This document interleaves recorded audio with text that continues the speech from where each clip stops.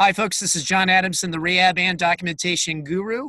And today I'm doing another interview, and this time I'm doing it with Ben Kenuk. Yes, just like the Canadians, although he spells it differently. That's Kenuk. Ben is a PT. He's got his DPT. And the reason I've got him on the video today is because he's the Chief Executive Officer at Mobile Measures, LLC. First of all, welcome to you, Ben. Thank you, John. Thanks for having me. It's my pleasure. I just want to give a little bit of background on you, and then I'm going to ask you to give a little more detail for those that are watching the video. First of all, you have a Bachelor's of Science in Exercise Physiology from the University of Delaware, which I understand has the #1 PT program in the United States. And then he decided that one coast was not enough, so he went over all the way to USC in Southern California and got his DPT. And then I think you moved to Pennsylvania. Is that right? Yeah. So now I'm back in Pennsylvania, like 20 minutes from where I grew up. I'm working at the Hospital of the University of Pennsylvania in the Heart and Vascular Surgical ICU, where I'm still practicing full time. And this app business has been a nighttime project for the most part. But yeah, really growing. So you also have your CSCS, your certification in strength and conditioning, right? Yeah, I got that while I was in school at USC. One of our classes just aligned with that certification, so I decided to take the test. And okay, just because you weren't getting enough tests already. exactly, love testing. Right. Can't tell Right. about that. Right. Yeah. Well, so we're going to get into the app momentarily. So give me a little bit more background about yourself. How did you get into exercise phys? How that morphed into getting a PT degree? Just tell us a little bit. Yeah. Well, I mean, if we're going all the way back, how I got interested in physical therapy was through my brother. My brother and my mom were in a bad car accident when I was young. He was actually in a coma, and I spent a lot of my early years going to physical therapy with him, me and my sister both. So she went on to the University of Delaware, decided to go the physical therapy path, and then I followed in her footsteps. And from there, I've always played sports, always interested in kind of getting into the sports rehab realm. So in school, decided to get my CSCS to try to go onto that journey. I ended up getting one of my clinical affiliations at UPenn in the hospital and just like fell in love with it. Really liked it. Couldn't really see myself going back to the outpatient setting and have been there ever since. I've been there for about 2.5 years now. Wow. So, well, first of all, how's your brother doing? He's made a full recovery. So he was No kidding. he was 13 when it happened. I was 6. He is a teacher now, has a family, is doing great. Yeah. Wow, that's awesome. That's good to hear. Well, so anyway, obviously, we all have our stories about how we got into rehab, and yours is a really compelling story. So obviously you have quite a passion for it, but you seem to have a passion for something else, and that would be developing an app. So let's talk a little bit about how you came to develop your app. Yeah. So back in school, my program really stressed outcome measures. It was being talked about in every single class. We were being pushed to use them in our clinical affiliations. And then when I got to practicing in the real world, it wasn't so much the case. I even myself stopped using them just because I didn't have it really accessible to me. I knew some of the tests offhand, but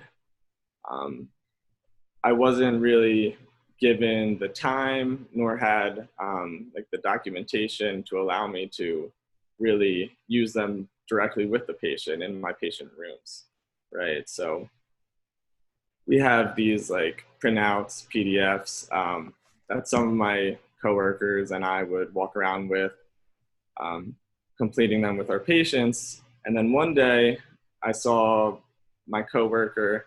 She was walking a patient through, I think it was the DGI, the Dynamic Gait Index, and she had her phone out.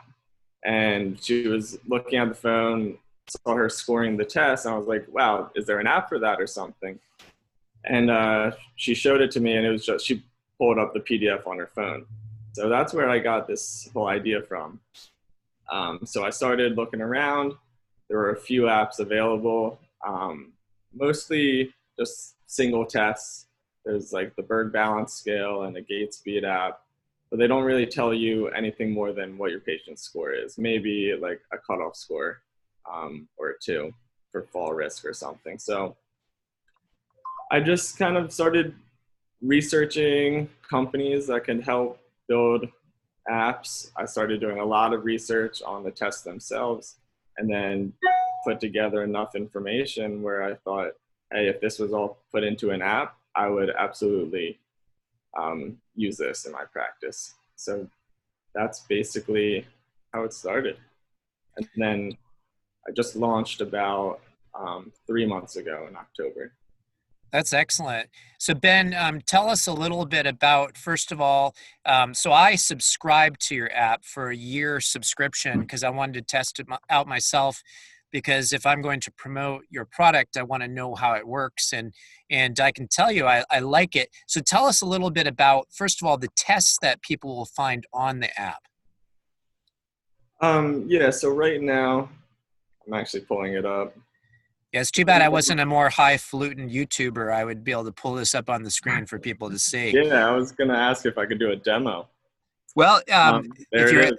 there it is. If you want to just go off mine, or it might be better if you show while you're talking, if you're able to pull your phone up.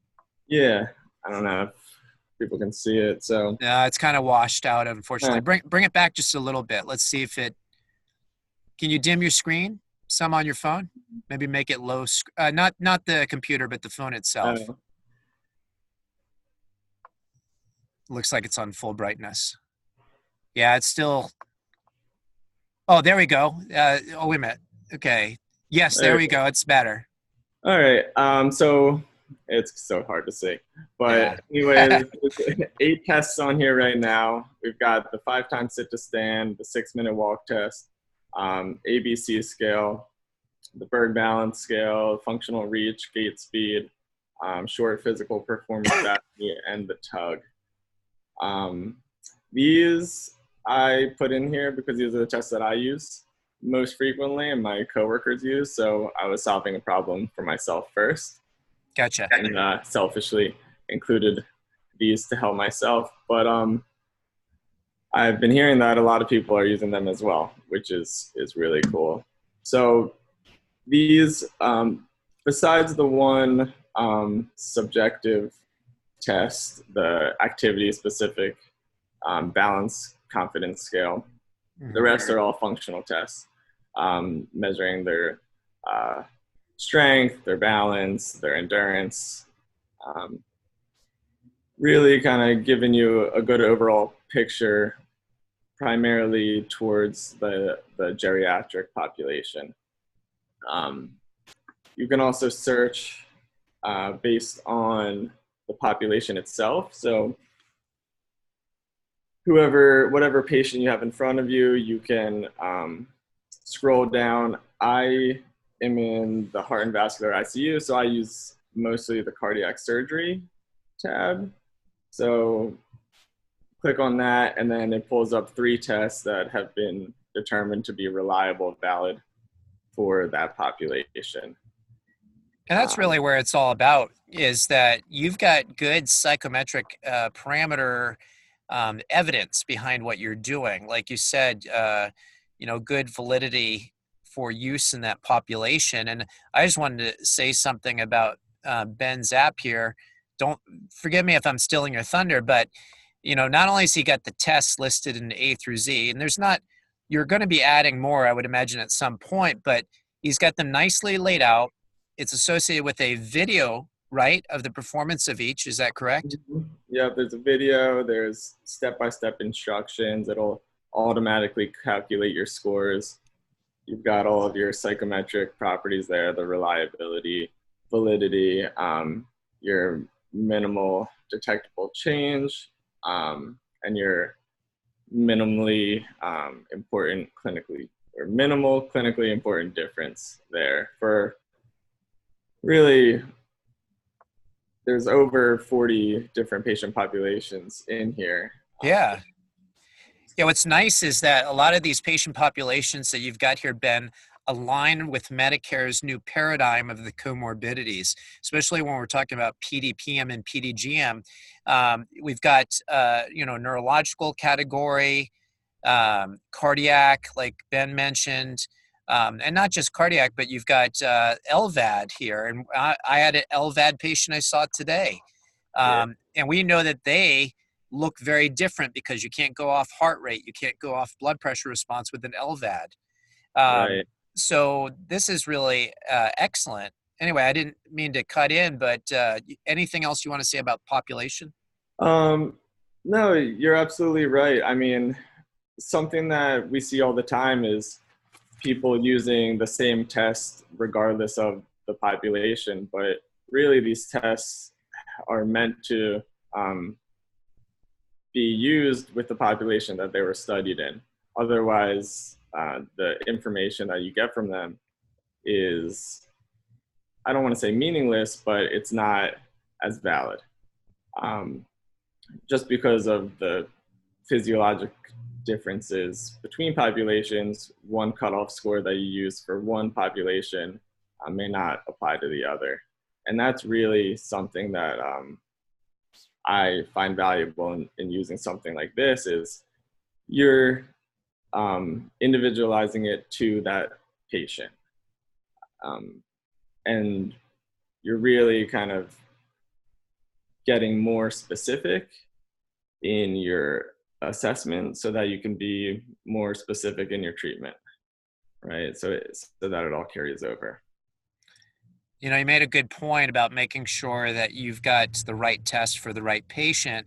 One of the things, those of you that have been to my course on documentation, I talk about things like psychometrics, like test, retest, reliability. And so you take a 6-minute walk test, and it generally has excellent test, retest, reliability for multiple patient populations, except for some neurological conditions like MS, where you would not use that test because it has poor test, retest reliability. And so Ben has already done that in his app where he's given you the patient population and appropriate tests for that population. And I just commend you on that because obviously a lot of research went into the development of this app. Oh yeah, tons of research, and all of the references are listed there for each of the tests. The other thing that I wanted to say is, if you haven't really moved too far into the app, you wouldn't necessarily notice this, but once you calculate a patient's score, then you create this individualized patient risk assessment. So you have their score, and then you select their demographics. So you select their age, you select their gender, and their population, and it'll create this graph where it plots the patient score compared to the normative data for healthy individuals of the same age and gender. And then it also compares it to cutoff scores that are specific for that population. And what tab is that under, Ben? That it's not under a tab, so Oh, okay. if you um, go to one of the test home screens and you click start and complete like the gate speed or anything, Oh, okay. Yeah. when it gives you your score, then you can click continue, and it'll generate this patient report, and that can actually be emailed, downloaded, uploaded into your documentation, emailed to your patient. So a lot of feedback that I've been getting is patients are really seeing, are really appreciating being able to see this information. So the therapists are able to kind of demonstrate, show like this is how you're performing compared to other individuals, maybe you're doing worse, maybe you're at an increased risk for falls, you're in an increased risk of hospitalization. This is exactly why we're doing these interventions. And then you test them a week later and show them, so what we've been doing is actually working based on this. Or you go back to the drawing board and change up your plan of care. And Ben, one of the things that you and I talked about before I started recording, which I'm going to mention now, you've already highlighted without using the actual words. Some of you have heard me talk about the triple aim of healthcare, is the three pillars upon which the Affordable Care Act was developed. And those three items are, one, improving patient outcomes. And here, Ben has developed this app that will help you best track the developing progress of your patient. A second of those pillars is improving the patient experience. And like he's talking about, these measures you can show your patients on a consistent basis and say, this is where you used to be, look where you are now. That's evidence-based progress. And that's a really good tool. Definitely, definitely. And then the last one, just reducing per capita healthcare costs with reducing hospital readmissions, reducing fall risks, and then just improving overall efficiency and effectiveness of your care. Yeah. So your app does it all. That's what I like to think. So what other further development do you plan for your app? Obviously, there's a lot of stuff on it already, but what are you thinking about in the future? I've gotten a lot of suggestions for other tests to be added. The mini best test, there's going to be the 30-second chair stand. That's my favorite. Yeah, and obviously I'm open to suggestions. I've got the four-square step test in the works. And then there's also, I'm going to be adding some orthopedic tests as I continue to develop. Some of them require licensing, so until I get enough funding, those will have to be on the back burner.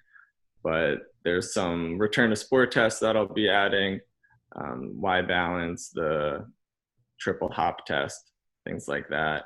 And then in the future as well, I'm going to be adding the ability to create accounts so that you can track your patient's progress on the app right there. Right now, you just have to email yourself the patient report. It's not really being able to save it. And then I'm in the works with discussing possible postural sway technology in there as well. Excellent. And so you've got development in the works. And so you mentioned people have given you suggestions. Ben, what is a way that other therapists could maybe reach out to you with some questions or comments about your app? I can give you my email if you want to post that. Okay, I'll post it in the comments and I've got it. There's also, through the app, you can contact me directly. The contact tab goes straight to my email, and I'm pretty good about responding to those. And then also my website, you can contact me as well. And what's the cost of your app, Ben? Cost is $2.99 a month or $29.99 a year. Okay, and you're going to be continually updating this and developing it, so it's going to be an excellent resource, including the research data behind what you're stating on the app, which is a resource in and of itself. Absolutely, yep. So folks, I don't know if you can see this or not, but again, the app is called Mobile Measures. It has an M, I don't know if you can see it, but with an arrow at the very end of the M, Mobile Measures. And it's Mobile Measures LLC. You'll find Ben Kenuk on LinkedIn as well, so send him a LinkedIn invite. Ben, thank you so much for joining me on my channel and talking about your product, because I think it's going to be one that a lot of therapists will find very helpful. Thanks for having me, John. Really appreciate it. My pleasure. This is John Adamson, the Rehab and Documentation Guru. Don't forget to like and subscribe. Please share this video with your friends. Let's get the word out about other resources that can help us achieve that triple aim of healthcare. Take care and God bless.